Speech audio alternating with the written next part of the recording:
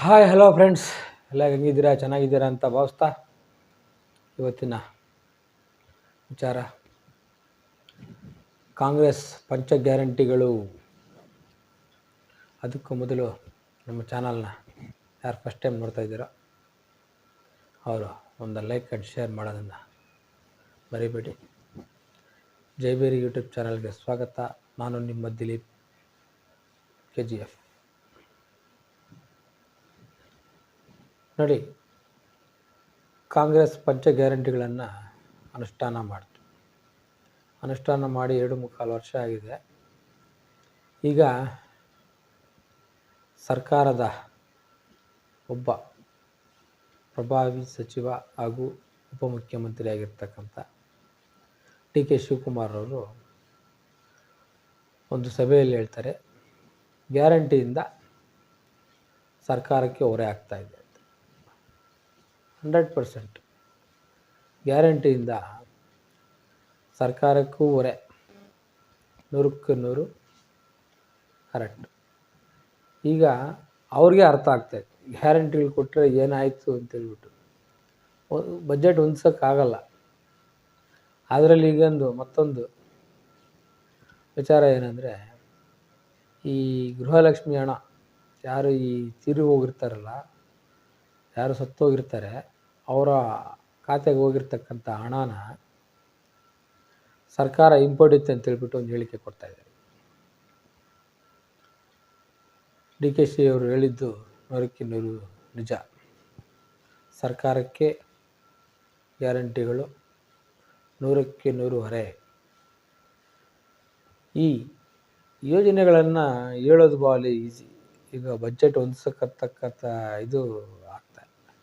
ಚಿಕ್ಕದೊಂದು example ಹೇಳ್ತೀನಿ ಕೇಳಿ. Budget ಕೊಡಲಿಲ್ಲ ಅಂತೇಳ್ಬಿಟ್ಟು ಕೋಲಾರ ಜಿಲ್ಲೆಯ ಶ್ರೀನಿವಾಸಪುರ ಶಾಸಕರಾದಂಥ ವೆಂಕಟೇಶ್ವರ ರೆಡ್ಡಿ ಅವರು ಹೈಕೋರ್ಟ್ ಮೆಟ್ಲೇ ಇರ್ತಾರೆ. ನಮಗೆ ಬಜೆಟ್ ಸರಿಯಾಗಿ ಕೊಡ್ತಾ ಇಲ್ಲ ಅಂತೇಳ್ಬಿಟ್ಟು ಗೌರ್ಮೆಂಟ್ ಮೇಲೇ ಕೇಸ್ ಹಾಕ್ತಾರೆ ಹೈಕೋರ್ಟ್. ಇನ್ನೂ ಕೆಲವು ಶಾಸಕರು ಹೇಳ್ತಾರೆ, ಕಾಂಗ್ರೆಸ್ ಶಾಸಕರೇ ಹೇಳ್ತಾರೆ, ಅನುದಾನ ಇಲ್ಲ ಅಂತಂದರೆ ಕೆಲಸ ಕಾರ್ಯಗಳು ಮಾಡೋಕ್ಕಾಗಲ್ಲ. ಈ ರೀತಿ ಆದರೆ ಇನ್ನು ಮುಂದೆ ತಲೆನೋವು ಜಾಸ್ತಿ ಅಂತೇಳ್ಬಿಟ್ಟು ಇದೊಂದು ರೇಟು. ಈ ಗ್ಯಾರಂಟಿಗಳದೇ ಒಂದು ಕಡೆ ಆದರೆ, ಸರ್ಕಾರ ಈಗ ಸನ್ಮಾನ್ಯ ಮುಖ್ಯಮಂತ್ರಿಗಳಾಗಿರ್ತಕ್ಕಂಥ ಸಿದ್ದರಾಮಯ್ಯನವರು 7.5 ವರ್ಷ ಒಪ್ಪಂದ ಆಗಿದೆ ಅಂತೇಳ್ಬಿಟ್ಟು ಕೆಲ ಶಾಸಕರ ಹೇಳಿಕೆಗಳೆಲ್ಲನ ಗಮನಿಸ್ತಾ ಇದ್ದೀರಾ. ಈಗ ಸ್ವಲ್ಪ ದಿನಗಳ ಹಿಂದ್ಗಡೆ ಶಾಸಕರ ಬರ್ತ್ಡೇ ಪಾರ್ಟಿಯಲ್ಲಿ ಸುಮಾರು 40ಕ್ಕೂ ಹೆಚ್ಚು ಶಾಸಕರು ಭಾಗಿಯಾಗಿದ್ದರು. ಇದು ಏನಂತಂದರೆ, DK ಬೆಂಬಲಿಗರೇ ಹೆಚ್ಚಾಗಿರ್ತಕ್ಕಂಥ ಈ ಶಾಸಕರು ನೆಕ್ಸ್ಟು DK CM ಮಾಡಲಿಕ್ಕೆ ಎಲ್ಲ ತಯಾರಿ ಮಾಡ್ತಾಯಿದ್ದಾರೆ ಅಂತೇಳ್ಬಿಟ್ಟು ಇದೊಂದು ದೊಡ್ಡ ಸುದ್ದಿಯಾಗಿ ಹೊರಡ್ತಾ ಇದೆ. ಕಾಂಗ್ರೆಸ್ ಹೈಕಮಾಂಡು ಸಿದ್ದರಾಮಯ್ಯ ನಿಲ್ಲಿಸಿದರೆ ಪಕ್ಷನೇ ಇರಲ್ಲ ಅನ್ನೋ ಒಂದು ರೀತಿ ವರ್ತಿಸ್ತಾ ಇದೆ. ಕಾಂಗ್ರೆಸ್ಗೆ ತಳಮಟ್ಟದ ಕಾರ್ಯಕರ್ತರೇ ಜಾಸ್ತಿ. ಅಹಿಂದ ಓಟುಗಳು ಕಾಂಗ್ರೆಸ್ಸನ್ನು ಕಾಪಾಡ್ಕೊಂಡು ಬಂದಿದೆ. ಈಗ ಅಹಿಂದ ನಾಯಕನನ್ನೇ ಇಳಿಸಿದರೆ ಆಗುವ ಪರಿಣಾಮ ಏನು ಅಂತೇಳ್ಬಿಟ್ಟು ಹೈಕಮಾಂಡ್ ಈಗ ಮನವರಿಕೆ ಮಾಡ್ಕೊತಾ ಇದೆ.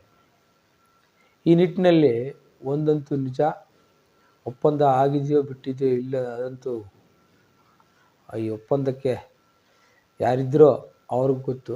ಬಟ್ ಏನು ಅಂತಂದರೆ, DK ಅವರು ತನಗೆ ಮುಖ್ಯಮಂತ್ರಿ ಪಟ್ಟ ಬೇಕೇ ಅಂತೇಳ್ಬಿಟ್ಟು ಹಠ ಮಾಡಿ ಕೂತಿದೆ. ಹೈಕಮಾಂಡ್ನ ಎಲ್ಲರನ್ನೂ ಒಂದು ರೌಂಡ್ ಎಲ್ಲರನ್ನೂ ಭೇಟಿಯಾಗಿದ್ದಾಯಿತು, ಮಾತುಕತೆ ಆಗಿದ್ದಾಯಿತು. ಈಗ ಪಂಚರಾಜ್ಯ ಚುನಾವಣೆಗಳ ಸನಿಹ ಇದೆ. ಇನ್ನೇನು 2 ತಿಂಗಳಿಂದ ಆಚೆಗೆ 5 ಸ್ಟೇಟ್ ಚುನಾವಣೆ ಇದೆ.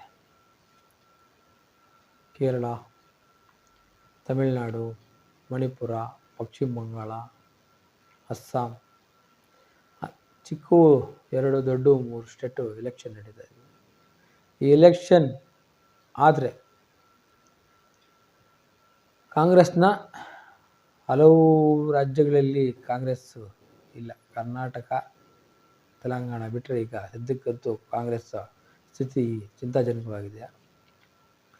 ಹಿಮಾಚಲ ಪ್ರದೇಶದಲ್ಲಿ ಈಗ ನೆಲೆ ಇರಬೇಕು ಅಂತ ಹೇಳ್ಬಿಟ್ಟು ಏನೋ ಕಷ್ಟ ಬೀಳ್ತಾ ಇದೆ.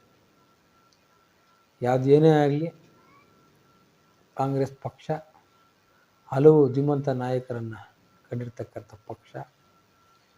ಈಗ ಪಕ್ಷಕ್ಕೆ ಬೆಲೆ ಇಲ್ಲದಂಗೆ ಆಗ್ಬಿಡಿ. ಶಾಸಕರುಗಳು ಹೇಳಿಕೆಗಳು, ಲೀಡರನ್ನ ಅಭಿಪ್ರಾಯಗಳು ಹೊಂದಾಣಿಕೆ ಇಲ್ಲದಂಥ ಪರಿಸ್ಥಿತಿ ಎದುರಾಗಿದೆ. ಕರ್ನಾಟಕದಂತೂ ಫುಲ್ಲು ಕೋಮಾ ಸ್ಟೇಜ್ಗೆ ಹೋಗ್ಬಿಡಿ. DK ಒಂದು ಕಡೆ ಹಠ ಮಾಡಿ ಕೂತಿದ್ದಾರೆ. ತಮಗೆ CM ಸ್ಥಾನ ಕೊಟ್ಟರೆ ಅಧಿಕಾರ ಚುಕ್ಕಾಣಿ ಹಿಡಿದು ರಾಜ್ಯವನ್ನು ಆಳೋಣ ಅಂತ ಹೇಳ್ಬಿಟ್ಟು DK ಒಂದು ಕಡೆ ಕಾಯ್ತಾ ಇದ್ದಾರೆ. ಸಿದ್ದರಾಮಯ್ಯನವರು ಕಟ್ಟಾ ಬೆಂಬಲಿಗರು ಏನು ಹೇಳ್ತಾರೆ ಅಂದರೆ, 5 ವರ್ಷ CM ಕುರ್ಚಿ ಖಾಲಿ ಇಲ್ಲ, ಸಿದ್ದರಾಮಯ್ಯನವರೇ 5 ವರ್ಷ CM ಅಂತ ಹೇಳ್ಬಿಟ್ಟು ಕಾರ್ಯದರ್ಶಿಯಾಗಿರ್ತಕ್ಕಂಥ ಬಸವರಾಜ ರಾಯರೆಡ್ಡಿ ಆಗಿರ್ಬೋದು,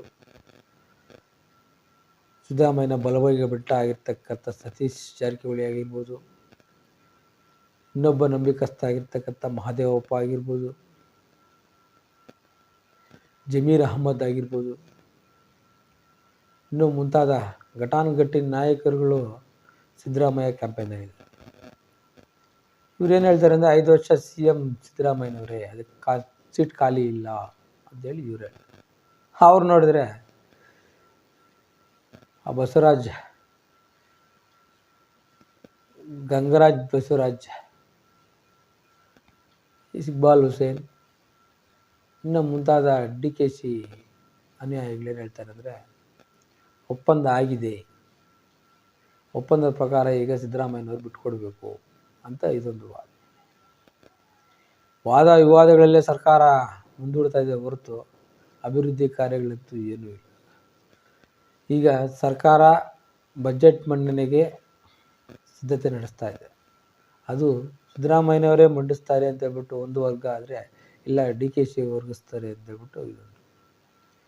ಈ 2 ವರ್ಗಗಳಲ್ಲಿ ಹೈಕಮಾಂಡ್ ಅಂತೂ ದಿಟ್ಟವಾಗಿ ಇಲ್ಲ, ಸಿದ್ದರಾಮಯ್ಯನವರೇ 5 ವರ್ಷ CM ಅಂತ ಇದುವರೆಗೂ ಹೈಕಮಾಂಡ್ ಹೇಳಿ ಇಲ್ಲ, DK ಶಿವಕುಮಾರ್ಗೆ ಮುಂದಿನ ಅವಧಿಯಲ್ಲಿ ಅವಕಾಶ ಕೊಡೋಣ ಅಂತ ಕೂಡ ಹೇಳಿ. ಯಾರು ಬಾಯಿ ಬಿಚ್ಚಿದ್ರೆ ಅವ್ರು ಬಾಯಿ ಮುಚ್ಚಿಕೊಂಡು ಬರ್ತಾ ಇದ್ದಾರೆ. ಆದರೂ ಜನ ಈ MLAಗಳು ಕೇಳ್ತಾ ಇಲ್ಲ. ಅನುದಾನಗಳಿಲ್ಲ, ಕೆಲಸಗಳಿಲ್ಲ, ಏನು ಮಾಡ್ತಕ್ಕಂಥ ಸಂದರ್ಭದಲ್ಲಿ ಕೇಳ್ತಕ್ಕಂಥ ಅನಿವಾರ್ಯತೆ ಈ ಶಾಸಕರುಗಳಿಗಿಲ್ಲ. DKC CM ಆದರೆ ಅವರ ಅನುಯಾಯಿಗಳ ಕ್ಯಾಬಿನೆಟಲ್ಲಿ ಮಂತ್ರಿಗಿರಿನ ಕೊಡಿಸ್ಬೋದು ಅಂತೇಳ್ಬಿಟ್ಟು ಅವರ ಅನುಯಾಯಿಗಳೆಲ್ಲನೂ ಅವ್ರನ್ನ ಬೆಂಬಲಿಸ್ತಾರೆ. ಸಿದ್ದರಾಮಯ್ಯ ಬೆಂಬಲಿಗರು ಇಲ್ಲ, 5 ವರ್ಷ ಸಿದ್ದರಾಮಯ್ಯನವರೇ CM ಆಗಿ ಮುಂದುವರಿತಾರೆ ಅಂತೇಳ್ಬಿಟ್ಟು ಈ ಒಂದು ವರ್ಗ ಹೇಳ್ತಾ ಇದೆ. 2 ವರ್ಗಗಳ ನಡುವೆ ಸರ್ಕಾರ ಗ್ಯಾರಂಟಿಗಳನ್ನು ಅನುಷ್ಠಾನ ಮಾಡಿ ಕಷ್ಟಪಟ್ಟು ನಡೆಸ್ತಕ್ಕಂಥ ಸಿಚುವೇಶನ್ ಈಗ ಸರ್ಕಾರಕ್ಕೆ ಎದುರಾಗಿದೆ. ಯಾವುದು ಏನೇ ಆದರೂ ಸಹ DK ಶಿವಕುಮಾರ್ ಅವರು ಕೆಲ ದಿನಗಳ ಹಿಂದುಗಡೆ ಪಂಚ ಗ್ಯಾರಂಟಿಗಳು ಮುಂದುವರಿಯುತ್ತದೆ ಅಂತ ಹೇಳ್ಬಿಟ್ಟು ದೊಡ್ಡ ಸ್ಟೇಟ್ಮೆಂಟ್ ಕೊಟ್ಟರು. ಅನುದಾನ ಇಲ್ಲ, ಗ್ಯಾರಂಟಿಗಳನ್ನು ನಡೆಸಬೇಕಾದ್ರೆ ಅನುದಾನ ಕೊಡೋಕ್ಕಾಗಲ್ಲ, ಕೆಲಸ ಕಾರ್ಯಗಳು ಮಾಡೋಕ್ಕಾಗಲ್ಲ. ಆದ್ದರಿಂದ ಗ್ಯಾರಂಟಿಗಳು ಮುಂದುವರಿತದೆ ಅಂತ ಹೇಳ್ಬಿಟ್ಟು ಜನರ ಆಶಾಭಾವನೆ. ಇನ್ನೊಂದು ಏನಾಗ್ಬಿಟ್ಟಿದೆ ಅಂದರೆ, ಈಗ ಎಲ್ಲರೂ KYC ಮಾಡಿಸ್ಬೇಕಂತೆ ಅಂತ ಹೇಳ್ಬಿಟ್ಟು ಜನರೆಲ್ಲ ಪುಗಾರ ಮಾಡಿಕೊಂಡು ಈಗ ಈ ಗೃಹಲಕ್ಷ್ಮಿಗೆ KYC ಮಾಡಿಸಿದ್ರೆ ಹಣ ಬರುತ್ತೆ, ಇಲ್ಲಾಂದರೆ ಬರೋದಿಲ್ಲ ಅಂತೇಳ್ಬಿಟ್ಟಕ್ಕಂಥ ಹೇಳಿಕೆಗಳು ಜಾಸ್ತಿ ಆಗಿದೆ. ಈ ಹೇಳಿಕೆಗೆ ಸರ್ಕಾರ ನೇರವಾಗಿ ಜನರಿಗೆ ತಲುಪಿಸ್ತಕ್ಕಂಥ ಯಾವುದೇ ಒಂದು ಸುದ್ದಿ ಇಲ್ಲ, KYC ಮಾಡಿಸ್ಬೇಕು ಇಲ್ಲ, ಏನೂ ಇಲ್ಲ ಅಂತಕ್ಕಂಥ ಯಾವುದೇ ಒಂದು ಈ ಗೋಜಲ ಇಲ್ಲದೆ ಸರ್ಕಾರ ಇದಕ್ಕೆ ಆದಷ್ಟು ಬೇಗ ಒಂದು ಕ್ಲಾರಿಟಿ ಮಾಡ್ಕೊಳ್ಳಿ ಅಂತ ಹೇಳ್ತಾ, ಜೈ ಭಾರತ್.